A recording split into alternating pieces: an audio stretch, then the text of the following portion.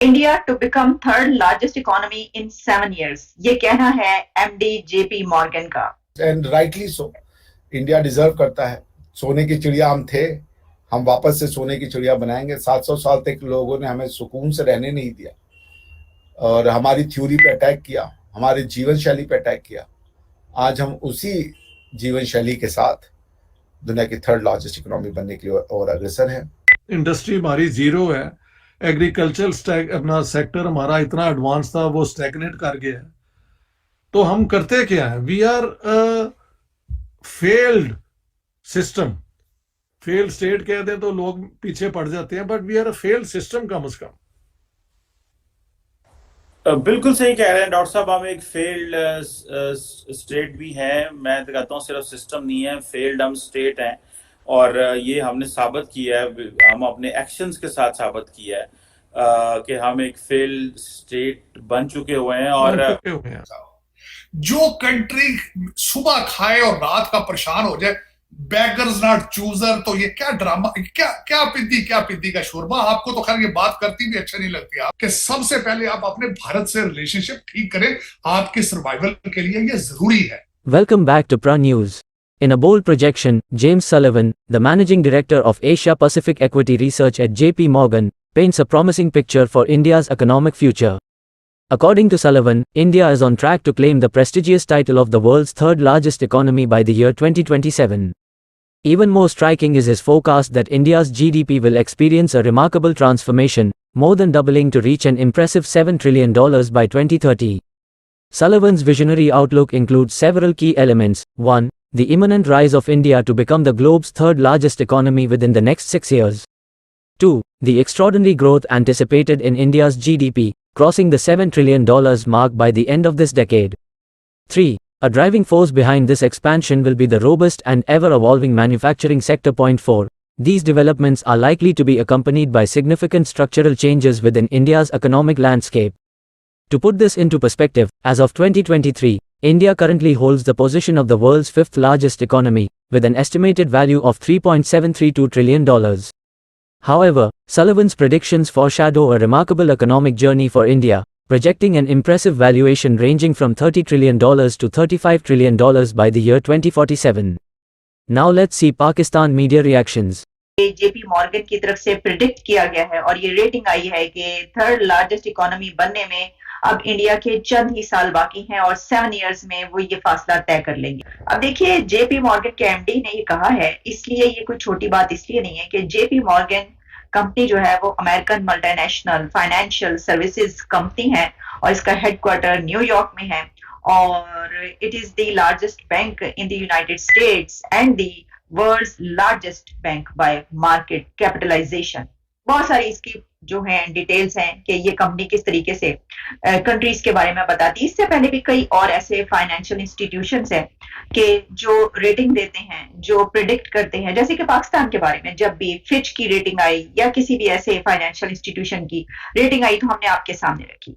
अब ये बात तो काफी अरसे से हम इसको डिस्कस करें कि इंडिया थर्ड लार्जेस्ट इकोनॉमी बनने की तरफ रवा दवा है बहुत तेजी के साथ। और इसकी एक और बड़ी वजह ये नजर आती है कि वहां की हुकूमत, वहां की गवर्नमेंट और वहां के प्राइम मिनिस्टर बार बार ये कहते हैं और डंके की चोट पर ये कहते हुए नजर आते हैं। अगर आपको याद हो तो अभी कुछ दिन पहले की बात है कि इंडिया के प्राइम मिनिस्टर नरेंद्र मोदी साहब ने कहा था कि मैं बनाकर दिखाऊंगा फर्स्ट 3 लार्जेस्ट इकोनॉमीज में से एक इंडिया को अपने ही दौर में मैं बनाकर दिखाऊंगा, जो उनका कहना है कि अगला दौर उनका है।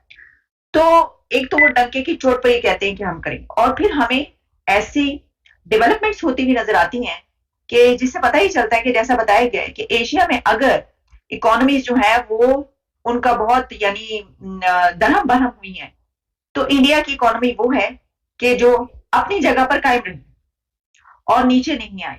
क्योंकि दुनिया में कहा जाने लगा कि जिस वक्त दुनिया पर सबसे बड़ा क्राइसिस रहा उस वक्त अगर एक कोई कंट्री फलता फूलता हुआ नजर आया और उसकी इकोनॉमी बढ़ती हुई नजर आई तो वो इंडिया है।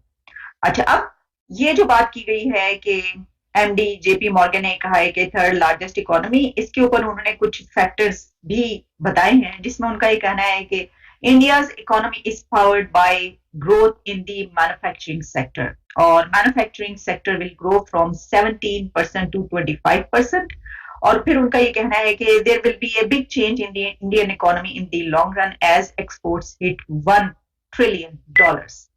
ये कहा है जनाब एमडी साहब जेपी मॉर्गन के। तो ये तो अभी सिर्फ 2 फैक्टर्स हमने आपके सामने रखे हैं।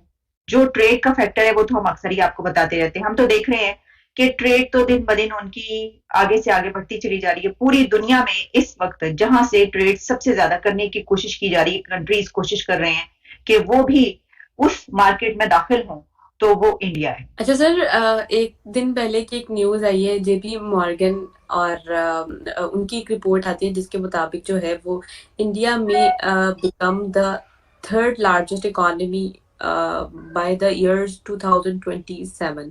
सर, इस पर आप क्या कहना चाहेंगे कि आखिर क्या फैक्टर्स हैं जो इंडियन इकोनॉमी को जो है आने वाले टाइम में वो 3rd रैंक पर ले आएगा? 3rd क्यों, वो तो 1st, 2nd, 3rd सब में आएगा, इसमें तो कोई बड़ी बात नहीं है रिबाहा जी। उसका रीज़न ये है कि आपको ये समझना पड़ेगा कि ये जो इकोनॉमी है, इंडियन इकोनॉमी, ये आज की नहीं है, ये सदियों से रही है, ये हजारों साल से है। तो इसलिए कोई मुझे तो अचरज नहीं होता। अब तो इस्टेब्लिश्ड इकोनॉमिक रिपोर्ट्स हैं जिसमें यह है कि 30 साल पिछले 2000 साल से इंडिया और चाइना जो थी वर्ल्ड की टॉप मोस्ट जो इकोनॉमी थी वो रही हैं। तो ये वापस आएगा। जो अच्छी चीज़ ये है कि मैं ये थॉमसन रॉयटर्स की रिपोर्ट देख रहा था, उसमें अच्छी चीज़ ये है कि इस ग्रोथ को इम्पेटस देने का काम मैन्युफैक्चरिंग सेक्टर कर रहा है। ये एक बहुत बड़ी बात है, मैन्युफैक्चरिंग सेक्टर का देना इस इम्पेटस को। इसका मतलब है कि मोदी साहब की मेक इन इंडिया पॉलिसी जो है वो इट्स अ ग्रेट सक्सेस। चूंकि जो अगर तीनों सेक्टर जो है, सर्विस सेक्टर हो या गुड्स एंड सर्विसेज जिसको आप कहते हैं, वो और एग्रीकल्चर, ये मिलकर के कंट्रीब्यूट करें अगर प्रोपोर्शनली, तो ही इकोनॉमी अच्छी होती है। इंडिया की बात है कि हम एग्रीकल्चर में सेल्फ सफिशिएंट है, और जो मैन्युफैक्चरिंग यूनिट में जो ग्रोथ है, जो इंडस्ट्रियल आउटपुट में जो ग्रोथ रिकॉर्ड हो रहा है, that's a heartening news. That means India has arrived on the scene. India ने क्लेम करना शुरू कर दिया है कि भाई अब हमारा मैन्युफैक्चरिंग में भी नाम है, हम दुनिया के लिए भी बनाएंगे, अपने लिए भी बनाएंगे। तो ये जो वो कर रहे हैं ये बहुत अच्छी चीज़ है। इससे क्या होगा कि हमारे जो सेक्टर्स हैं जिसमें एम्प्लॉयमेंट की संभावना है, उनको इम्पेटस मिलेगा। इंडिया डिजर्व करता है। सोने की चिड़िया हम थे, हम वापस से सोने की चिड़िया बनाएंगे। 700 साल तक लोगों ने हमें सुकून से रहने नहीं दिया और हमारी थ्योरी पे अटैक किया, हमारी जीवन शैली पे अटैक किया। आज हम उसी जीवन शैली के साथ दुनिया की 3rd लार्जेस्ट इकोनॉमी बनने के लिए और अग्रसर हैं।